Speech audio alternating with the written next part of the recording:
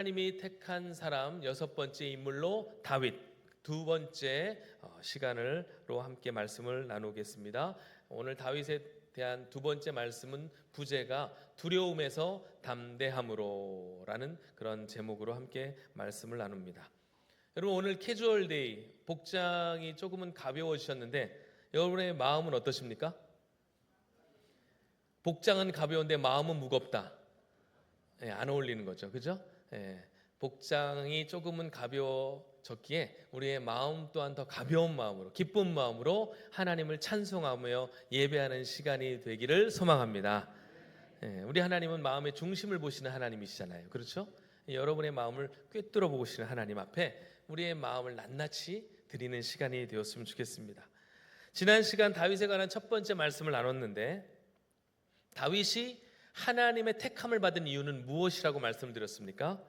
그 이유는 오직 하나, 다윗의 중심이 하나님으로 꽉 차 있었기 때문입니다. 다른 이유가 없어요. 오늘 예배하는 저와 여러분의 중심에도 하나님으로 꽉 차 있기를 소망합니다. 그렇게 중심이 하나님께 꽉 차 있는 사람을 하나님은 주목하시는 거예요. 오늘 이 예배의 현장 가운데 예배하는 우리 모두를 하나님이 불꽃 같은 눈으로 주목하고 감찰하고 계시는 줄 믿습니다. 그러므로 기대하십시오, 여러분. 하나님이 나를 어떻게 사용하실지, 하나님이 나를 어떻게 인도하실지를 기대하는 마음으로 예배하며, 여러분, 그게 비전이에요. 우리 교회를 어떻게 하나님이 사용하실까? 우리 가정을 하나님이 어떻게 사용하실까? 나를 하나님이 어떻게 사용하실까? 우리 하나님의 놀라운 은혜의 섭리 가운데 우리를 역사의 주인공으로 사용하실 줄 믿습니다. 오늘 다윗에 관한 그 두 번째 이야기 중심에는 다윗과 골리앗의 싸움, 그 유명한 이야기가 실려 있습니다. 여러분, 세상과 하나님의 백성들과의 관계는 늘 그래왔듯이 도전과 응전의 관계다라고 말할 수가 있습니다. 세상은 한순간도 쉼없이 믿는 우리들을 향해 계속해서 도전을 합니다. 그래서 성도는 항상 깨어 있어야 되고 정신을 차리고 있어야 돼요. 안 그러면 언제 어떻게 우리가 공격을 당하고 무너질지 모르기 때문에 그래요. 세상 그리고 대적 사탄 마귀는 늘 우리를 그렇게 도전해 옵니다. 왜 이렇게 늘 우리에게 도전을 할까요? 이유는 단 하나예요. 우리를 멸망의 자리로 인도하기 위해서. 그래서 사도 요한은 요한복음에서 이렇게 말합니다. 도둑이 오는 것은 도둑질하고 죽이고 멸망시키려는 것뿐이요, 내가 온 것은 양으로 생명을 얻게 하고 더 풍성히 얻게 하려는 것이라. 할렐루야. 도둑은 그렇습니다. 우리의 생명을 해하고 우리의 가진 것을, 그 구원의 기쁨과 감격을 앗아가기 위해서 우리에게 도전한다는 거예요.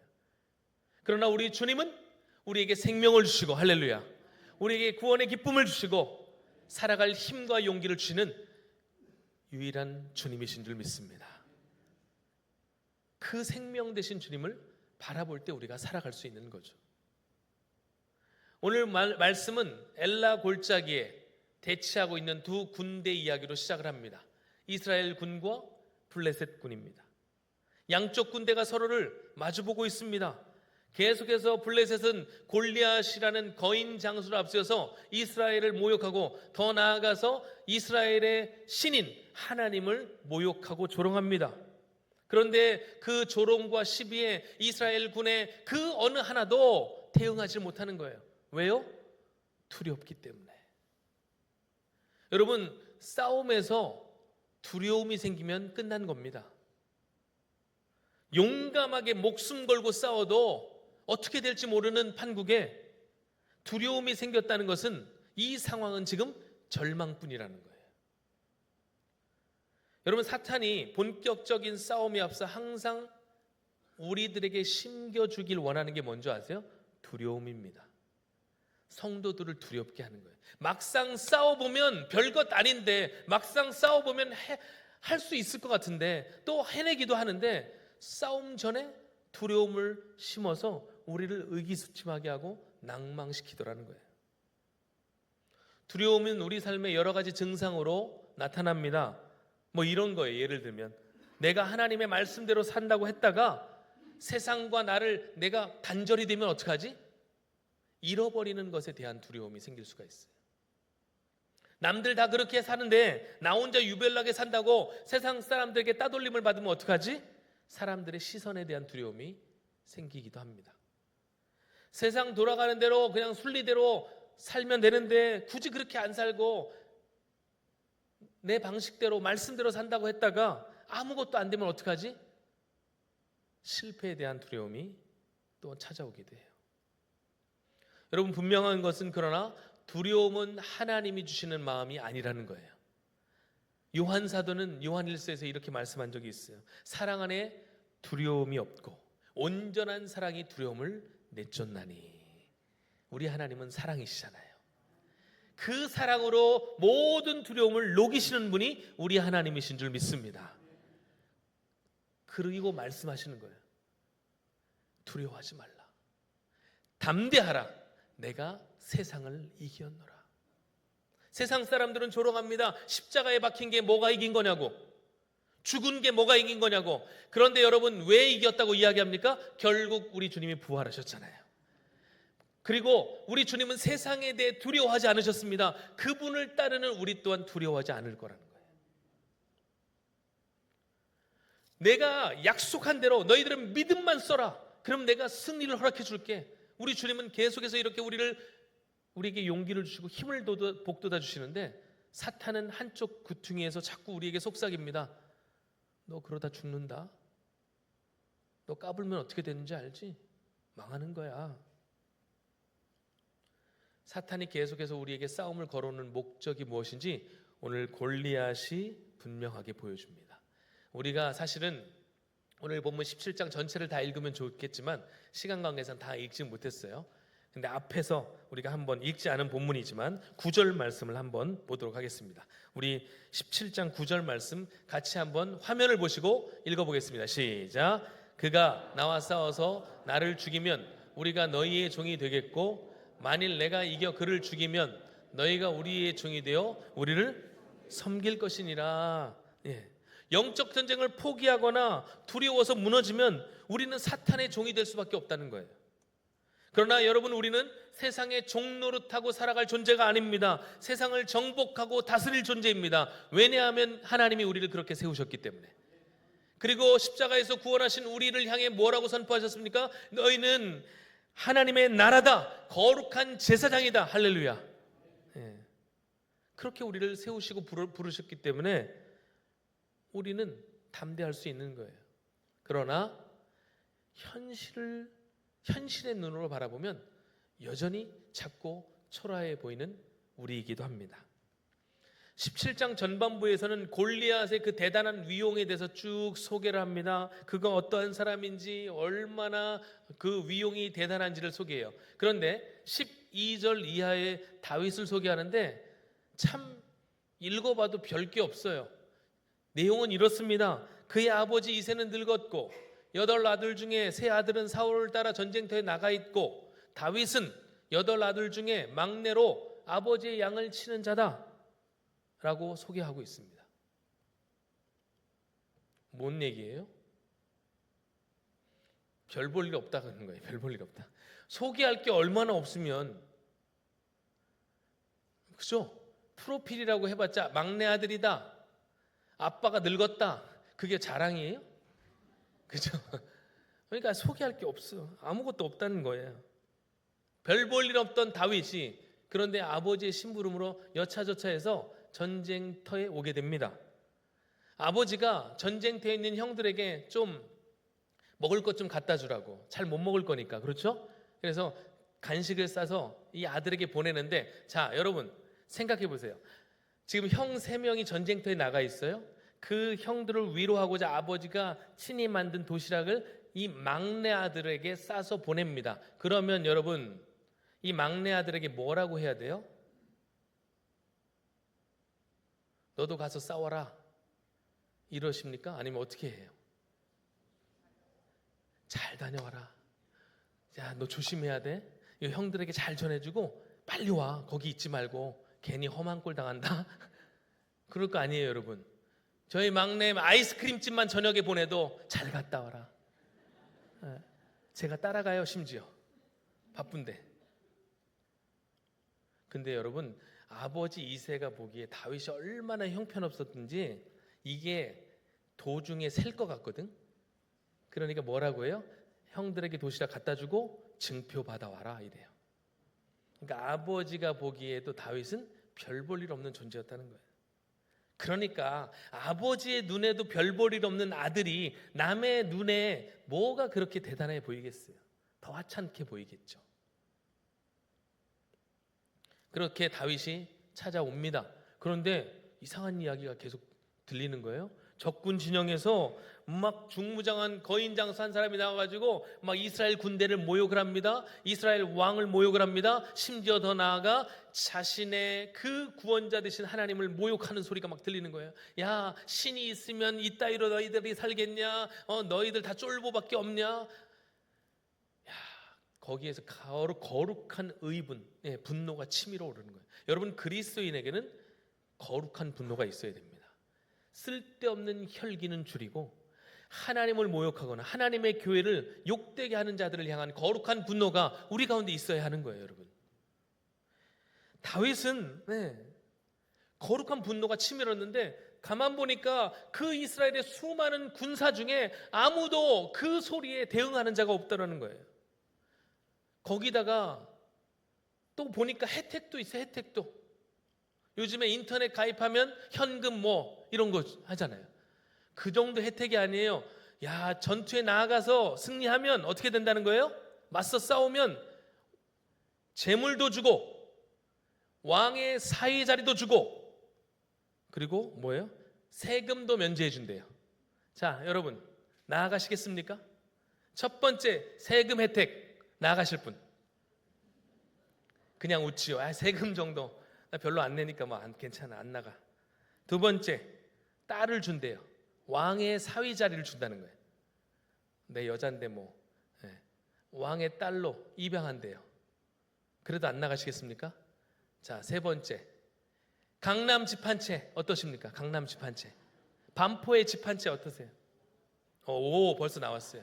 반응이 있어요. 이제 나가는 거예요. 보세요, 여러분. 이 정도 되면 우리 성도들 중에도 몇 사람은 나갈 거예요. 근데 이스라엘이 얼마나 두려움에 사로잡혔으면 한 사람도 반응을 하지 않는 거예요. 이 정도 혜택이 있는데도.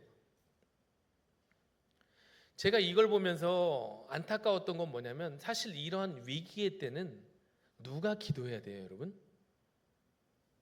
지금 다윗이 나설 때가 아니고 사실은 사울이 나설 때예요. 사울이 회개하고 자복하고 하나님 앞에 기도하며 간구해야 될 때예요. 하나님 살려달라고. 저 하나님을 모욕하는 자를 내버려 두지 마시라고. 그런데 사울은요, 그 마음의 중심이 하나님으로 꽉 차 있는 사람이 아니다 보니까 위기의 순간에 결국 또 대안을 어디에서 찾아요? 사람들에게서 찾더라고요.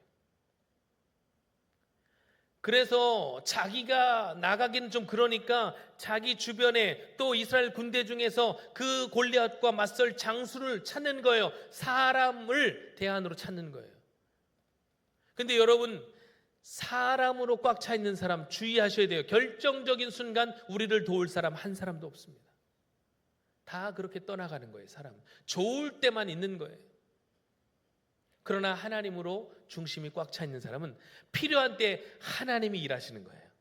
도울 사람도 보내주시는 것입니다.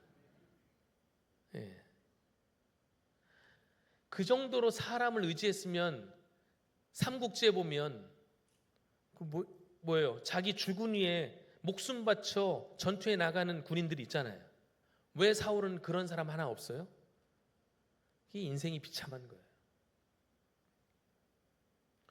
근데 여러분, 다윗은 달랐습니다. 다윗은 사람이 아닌, 환경이 아닌 하나님께 사명에 충성하는 자였기 때문에 그래요.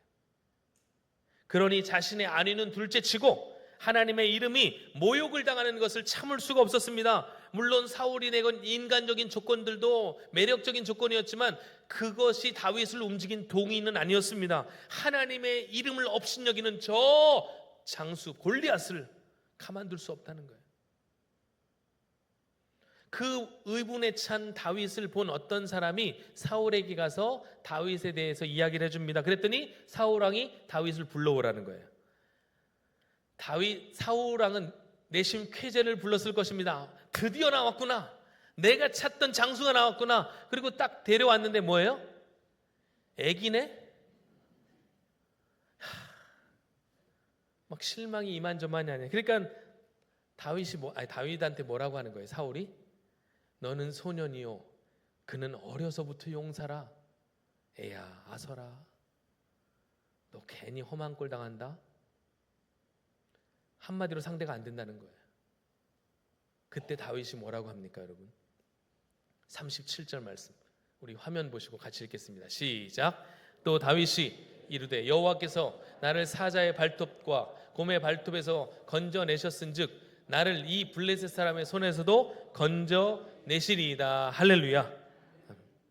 사울이 너는 골리앗과 싸울 만한 대적이 아니야 라고 말했을 때 다윗이 한 말은 다른 게 아니에요. 내가 양을 칠 때 사자와 곰으로부터 그것들을 보호하고 쳐 죽이고 양을 건져낸 이야기를 지금 하고 있는 것입니다. 이게 지금 무슨 얘기를 하려고 하는 거예요? 자기의 능력과 자기의 힘을 자랑하려고 하는 게 아닙니다. 여기서 주어는 하나님이에요. 자기의 힘, 자기의 능력이 아니라 하나님께서 자기를 지켜주셨기 때문에 하나님께서 자기를 보호해 주셨다는 하나님에 관한 체험을 지금 이야기하는 거예요. 자신의 일상의 삶 가운데 하나님의 보호하심, 그리고 하나님의 살아계심, 그 하나님의 선하심을 경험했기 때문에 위기의 순간에 당당하게 용기 있게 말할 수 있는 거예요. 여러분, 매일매일의 삶 가운데 순간순간의 삶 속에서 하나님의 그 은혜를 경험하지 못한 사람은 어느 날 갑자기 용기를 낸다고 그렇게 용기가 생겨지는 게 아니더라는 거예요. 한번 따라해볼까요? 신앙생활에 대박은 없습니다. 신앙생활에 대박은 없습니다. 로또는 대박이 있을 수 있어요. 그렇지만 신앙생활에 대박은 없어요. 단계가 있고 과정이 있어요. 그렇게 성숙해 가는 거예요. 어느 날 갑자기 은혜 받았다고 일꾼 되는 게 아니더라고요.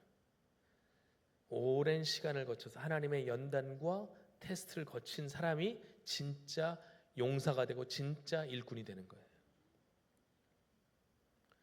그 과정 속에서 여러분 하나님을 얼마나 경험했는가가 결정적인 순간 믿음의 고백으로 나타나는 거예요. 여러분은 매일매일의 삶 가운데 정말 하나님의 살아계심을 체험하고 계십니까? 체험하고 계십니까? 여러분의 삶에, 여러분의 입으로, 여러분의 삶 가운데 능력 주신 하나님을 다른 사람들에게 이야기할 여러분의 스토리가 있으십니까? 이게 있어야 된다는 거예요. 이게 있어야 돼요. 그런데 가끔 만나보면 성도들 가운데 최근에 이런 일들이 있었습니다라고 하는 분들도 많이 계시지만 막 나이가 지긋이 이제 막 70, 80, 90 이렇게 되신 분들이 우리 교회는 없지만 가끔 제가 처녀 때 하나님 만났습니다. 내가 그 은혜로 삽니다. 여러분 그건 아니죠. 8, 90대, 20대 만난 하나님을 자랑하면 안 돼요. 지금 나에게 주신 하나님의 은혜. 제가 많이 양보해서 코로나 때부터 그 정도는 돼야 그래도 일상 속에서 하나님을 경험했다고 하지. 내가 지금 나이가 저도 이제 중년이에요. 50. 뭐 안 놀라셔도 상관없습니다. 근데 제가 우리 장로님들이나 성도님들이 목사님 언제 진하게 하나님 만났어요? 그러면 제가 초등학교 3학년 때 말입니다. 이렇게 얘기하면 안 되는 거예요, 여러분. 최근 말씀을 읽어가면서 그 말씀대로 순종했더니 주신 하나님의 은혜가 무엇인지를 나눌 수 있는 우리 성도님들 되시길 축복합니다. 그래야 결정적인 순간 하나님을 높일 수가 있는 거예요. 그 큰 은혜가 오늘 예배하는 모든 성도들 가운데 임하기를 축복합니다. 이제 본격적으로 다윗과 골리앗의 싸움이 시작되는 거예요. 골리앗은 알다시피 대단한 존재입니다. 사람 자체도 무기 자체도 대단해요. 한마디로 가질 것 다 가진 사람이에요. 그런데 다윗은 전혀 그렇지 않아요. 게다가 가지고 있는 무기도 너무 초라해요. 얼마나 초라했는지 사울이 그래도 나간다 하니까 그 용기가 가상해서 그래 나가라 라고 했는데 보니까 그냥 내보내서는 안 될 것 같거든. 그러니까 자기가 입었던 갑옷과 무기를 쥐어서 내보냅니다. 야, 그래도 이 정도는 하고 가야지. 그래서 다윗이 왕이 준 거니까 안 됩니다. 할 수 없으니까 입어보는데 너무 불편해. 이거 입고 나가다 죽을 것 같아. 그래서 그냥 벗겠습니다 하고 벗어놓고 자기에게 익숙한 물매와 시내에서 돌 5개를 딱 주머니에 넣고 나갑니다. 자, 물매 다윗이요 수만 번 연습한 거예요. 잘 사용합니다. 이걸로 사자와 곰을 죽인 적이 있어요. 그런데 여러분, 그게 이 물매가 혼자 있을 때는 괜찮은 무기 같아 보여요. 나름 쓸만합니다. 그런데 딱 골리 앞에 서니까 너무 초라해하는 거예요. 우리가 어느 지점에서 무너지자면 사람들이 대부분 여기에서 무너져요. 혼자 있을 때는 괜찮아요. 제가 오늘 딱 이제 캐주얼 데이잖아요. 예. 여러분 또 오해하지만 옷 산 거 아닙니다. 오래전에 산 옷이에요. 예. 깨끗하게 그냥 세탁해서 입은 옷인데 제가 딱 입었는데 나름 괜찮은 거예요. 비웃으시는 거예요, 지금? 딱 거울 앞에 섰는데 오늘 괜찮아. 예. 괜찮아. 근데 만약에 정우성 같은 사람이 딱 있어봐요, 여기. 다시 자켓 입어야 되겠구나. 슬며시 자켓을 입게 되는 거예요. 혼자 있을 땐 괜찮아요. 이 정도면 괜찮아 보입니다. 그런데 다른 사람과 비교하는 순간 많은 사람들이 그 지점에서 무너져요. 다윗의 형들이, 사울이, 이스라엘 수많은 군인들이 골리 앞에 나서지 못한 이유는 그것입니다. 나 혼자 있을 때는 괜찮아 보이는데 골리앗 앞에 서니까 너무 초라하다는 거예요. 안 되겠다는 거예요. 그래서 포기하는 거예요. 그런데 다윗은 그렇지 않고 하나님을 신뢰함으로 나아갑니다. 그 골리앗과 마주합니다. 아마 처음에는 멀리서부터 이제 계산을 했겠죠. 이 정도 거리에서 내가 이렇게 하면 되겠구나. 그런데 실체가 점점점 가까이 오면서 다윗도 두려워지기 시작합니다. 41절 말씀 어떻게 나와 있어요? 41절 블레셋 사람이 방패든 사람을 앞세우고 다윗에게로 점점 가까이 나아가니라. 처음에는 상상만으로 생각했던 그게 막상 가까이 다가오니까 골리앗은 골리앗이에요. 야, 대단해요. 여러분, 근데 문제라는 게 항상 그렇습니다. 조금 떨어져 있을 때는 해볼 만해, 할 것 같아. 근데 문제가 막상 다가오면 그 문제에 압도되어 가지고요 어찌할 바를 모르는 거예요. 문제가 생각보다 항상 크게 보입니다. 근데 여러분 그거 아세요? 문제 앞에 설 때 비로소 내 수준이 가늠이 된다는 거예요. 가나안 정탐꾼들이 가나안 땅에 정탐하기 전까지는 그렇게 가나안 가자고 아우성을 쳐요. 그렇게 소망하는 가나안 땅 노래를 부릅니다. 그래서 모세가 그럼 정탐 한번 해보고 올까 해서 정탐꾼을 보내잖아요. 근데 10명의 정탐꾼이 12명이 갔다가 10명의 정탐꾼이 돌아와서는 뭐라는 거예요? 정탐의 현장을 보니까 거기 안 되겠다는 거예요. 네. 거기에 있는 사람들과 나를 비교해 보니까 그 사람들은 거인 같고 우리는 어떤 존재 같더라? 메뚜기 같더라. 그 적들이 이스라엘을 향해 너희들 메뚜기 같다라고 한 게 아니고 자기들이 가서 보니까 비교해 보니까 자기들이 메뚜기 같아 보였다는 거예요. 그래서 그 좋은 땅이라고 했던 땅을 악평을 하기 시작합니다. 그 땅은 사람을 삼키는 땅이다. 그 땅 가면 죽는다는 거예요. 그러니까 그 땅 가면 안 된다라고 외쳐요. 그것으로 인해 이스라엘이 하나님께 불순종을 하는 거죠. 그러나 여호수아와 갈렙은 달랐습니다. 하나님의 약속을 믿었습니다. 그래서 나아가자는 거예요. 그 땅의 사람들과 비교해서 보지 말고 내가 가지고 있는 그 은혜를 가지고 나아가자는 거예요. 할렐루야. 지금 다윗이 그 두 갈림길에 서 있는 거예요. 10명의 정탐꾼의 길을 갈 것인가? 여호수아와 갈렙의 길을 따를 것인가? 일촉즉발의 상황에서 골리앗이 얼마나 크게 또 웅장한 소리로 다윗을 조롱하는지 43절에 이렇게 이야기합니다. 내가 나를 개로 여기고 막대기를 가지고 내게 나왔느냐? 하고 그의 신들의 이름으로 다윗을 저주하고, 그죠? 네. 그리고 또 어떻게 돼요? 그 블레셋 사람이 또 다윗에게 이르되 내게로 오라. 내가 내 살을 공중의 새들과 들짐승들에게 주리라 하는지라. 한마디로 잡아 죽이겠다는. 여기가 중요한 지점이에요. 사람들이 이때 많이 후회해요. 괜히 나왔나? 괜히 객기 부렸나? 자기에게 있는 물매는 보이지 않습니다. 골리앗이 차고 있는 강한 칼과 갑옷과 방패가 보이는 거예요. 나도 저런 무기를 좀 하나 소유하고 나왔어야 되나? 그 위세와 환경에 많은 사람들이 제압당해요. 다윗도 충분히 그런 환경에 처해 있었습니다. 그러나 다윗은 자신의 형들과 같은 길을 가지 않았습니다. 넘어지지 않았습니다. 그 기세에 등등한 살해의 위협 앞에서도 그는 당당했습니다. 무엇이 이처럼 그를 당당하게 했습니까? 잘 기술을 연마했던 그의 물매가 그를 당당하게 했습니까? 아니면 그의 여러 가지 경험들이 그를 당당하게 했습니까? 물론 그럴 수도 있죠. 그러나 그것은 아니에요. 더 중요한 게 뭐예요? 오직 하나.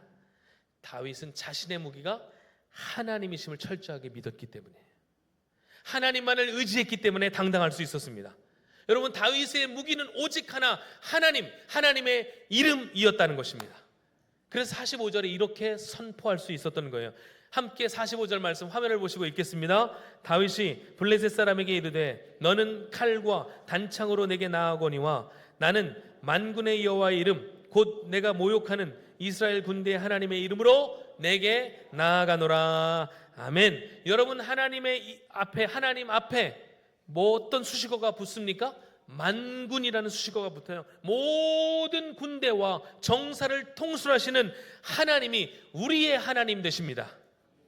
그 하나님이 친히 우리의 무기가 되어주신다는 거예요. 비록 많은 사람들이 다윗이 들고 있던 무기를 우습게 보았지만 그 우습던 물매가 다윗의 손이 아닌 하나님의 손에 들려지니까 그 어떤 무기보다 강력한 무기로 쓰임받을 수 있게 되더라는 거예요.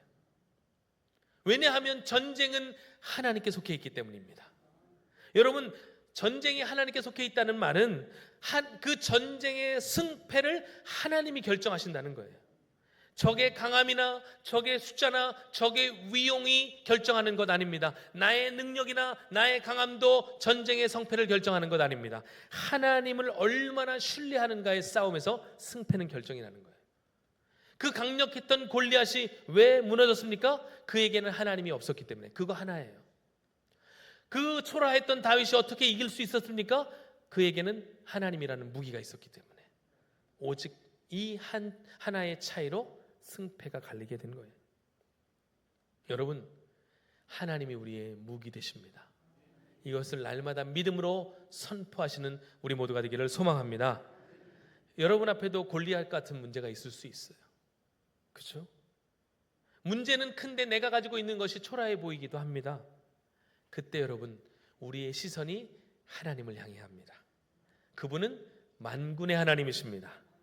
우리의 작고 연약함조차 하나님의 손에 붙들릴 때는 세상이 감당할 수 없는 강력한 무기로 쓰임받게 되는 것입니다. 그러므로 여러분, 믿음으로 선포하십시오. 하나님의 그 영광을 노래하십시오. 그럴 때 우리 하나님은 놀라운 은혜로 우리를 인도하실 것입니다.